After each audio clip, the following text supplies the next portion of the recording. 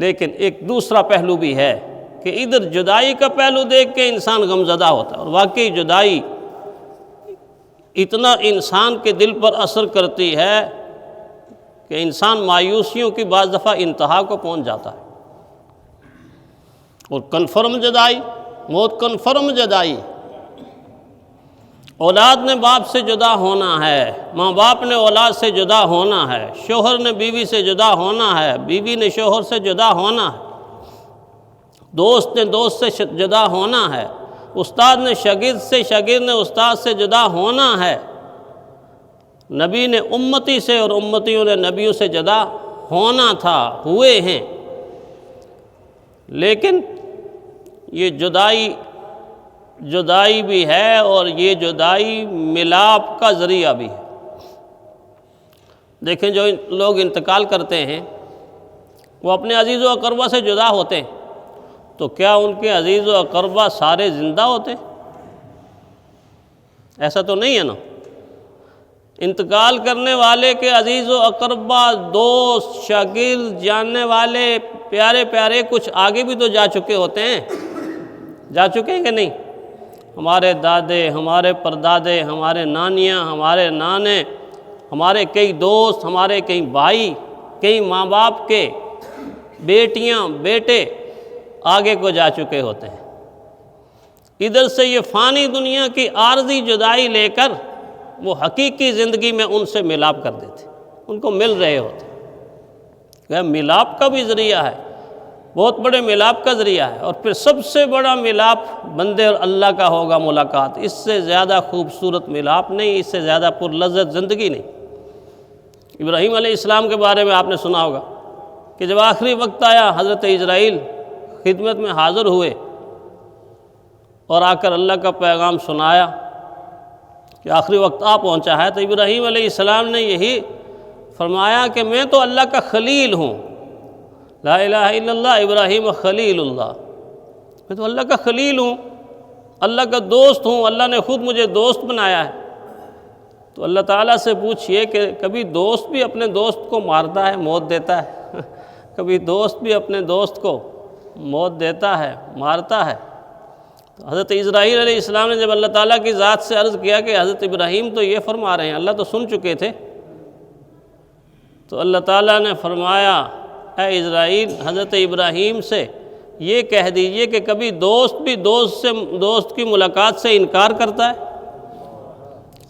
کبھی دوست بھی دوست کی ملاقات سے انکار کرتا ہے؟ یہ تو ملاقات کا ذریعہ ہے، یہ وہ پل ہے کہ جس پل سے ادھر سے چڑھ کے ادھر جا کے ملاقات ہوتی ہے، اپنے جانے والے رشتہ داروں سے، عزیز و اقربا سے، دوستوں سے ملاقات کا ذریعہ، اور پھر اللہ سے ملاقات کا ذریعہ، اللہ سے ملاقات کا ذریعہ۔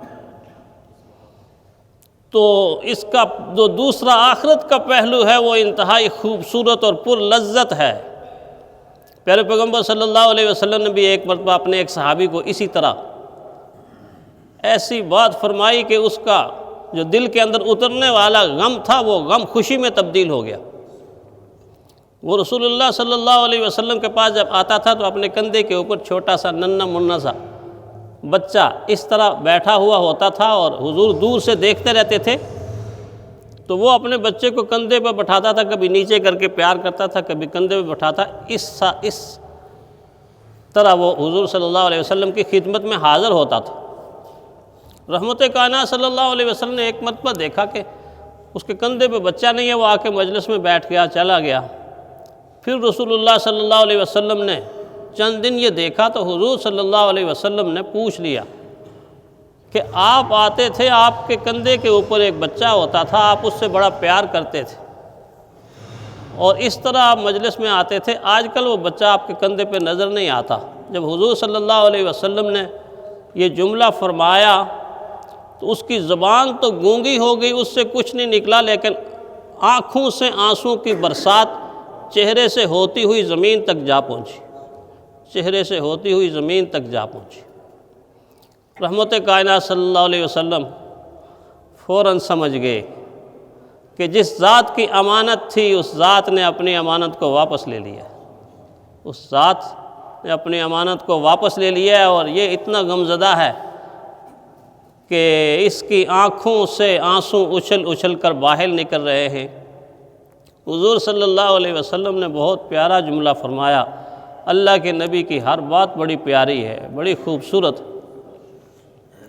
حضور نے فرمایا، بندے ابھی میں دیکھ رہا ہوں تیرے آنسوؤں کو، تیرے غم کو دیکھ رہا ہوں، لیکن میں سوچ رہا ہوں کہ اس وقت تیری خوشی کا کیا عالم ہوگا کہ جب جنت کے ہر دروازے سے وہ بچہ آپ کو بلائے، ابو ادھر سے آ جاؤ، ابو ادھر سے آ جاؤ، ابو ادھر سے آ جاؤ، ابو ادھر سے۔ ایک یہ منظر بھی تو پیش ہونا ہے نا کہ معصوم اولاد اپنے والدین کو ویلکم کرے گی، اپنے والدین کو خوش آمدید کہے گی، اپنے والدین کا استقبال کرے گی۔ اس لیے تو جنازے میں آپ دعا اور طرح کی پڑھتے ہیں، بچوں کے جنازے میں دعا اور طرح کی پڑھتے ہیں، بڑوں کے جنازوں میں دعائیں اور طرح کی پڑھتے ہیں۔ اس میں یہ گویا آپ کہہ رہے ہوتے ہیں اللہ یہ قیامت آخرت کا ذخیرہ بنا دے اور سفارش اور شفاعت کرنے والا بنا دے۔ تو رحمت کائنات صلی اللہ علیہ وسلم نے دوسرے پہلو کو سامنے رکھا، اور جب دوسرا پہلو سامنے آیا تو سارے غم غلط ہو گئے، سارے غم غلط ہو گئے۔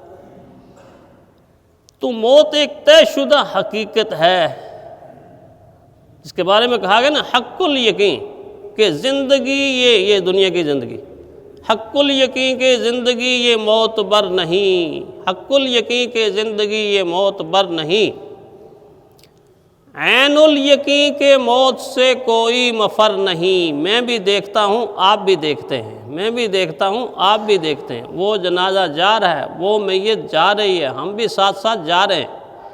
عین الیقین کہ موت سے کوئی مفر نہیں، یہ دونوں حقیقتیں ہیں۔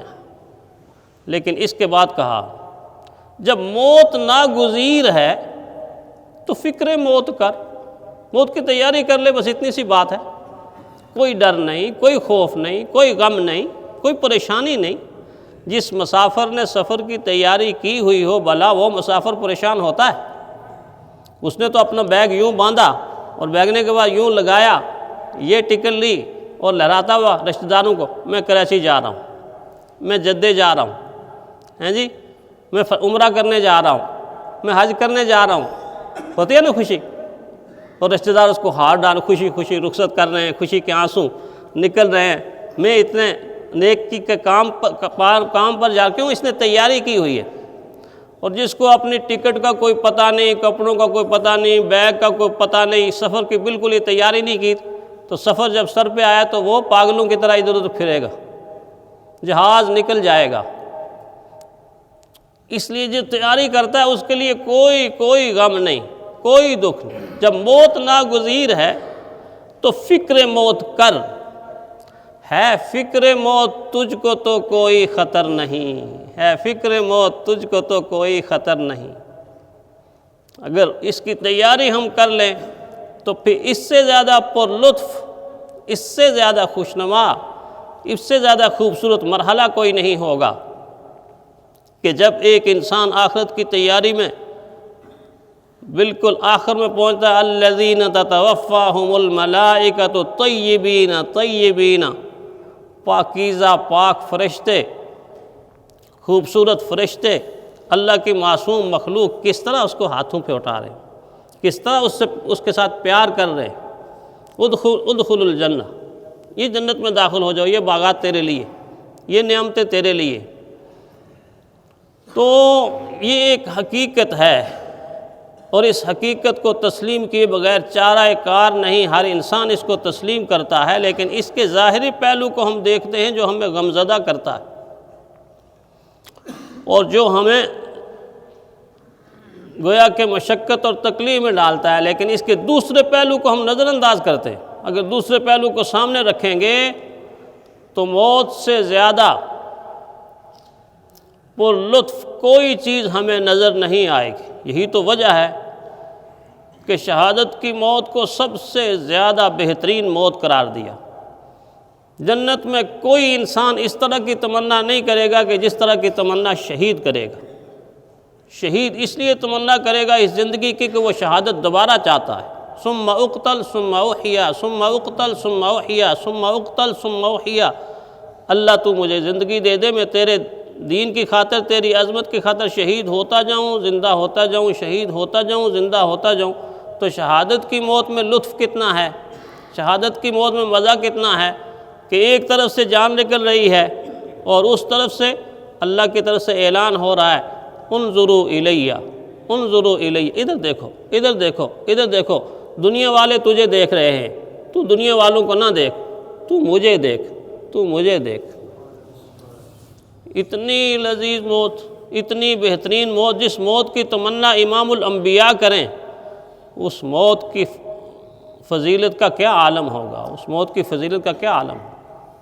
تو بہرحال ایک حقیقت ہے جس کو تسلیم کیے بغیر چارہ نہیں، لیکن اس کے لیے تیاری ضروری ہے کہ انسان تیاری کرے، عبادت کے ساتھ، ریاضت کے ساتھ، اچھی عادات کے ساتھ، اچھے اخلاق کے ساتھ، اور رحمت کائنات صلی اللہ علیہ وسلم کے بتائے ہوئے اصولوں کے ساتھ اگر تیاری کی تو پھر یہ خوش نصیب اور خوش قسمت مسافر بن کے اگلی زندگی کے اندر قدم رکھ چکا ہوگا، اور اگر تیاری نہیں کی تو پھر پچھتایا بھی تو وہ پچھتانا بھی اس کو کام نہیں آئے گا۔ اللہ تعالی ہمیں صحیح طرح سے آخرت کی تیاری کرنے کی توفیق عطا فرمائے۔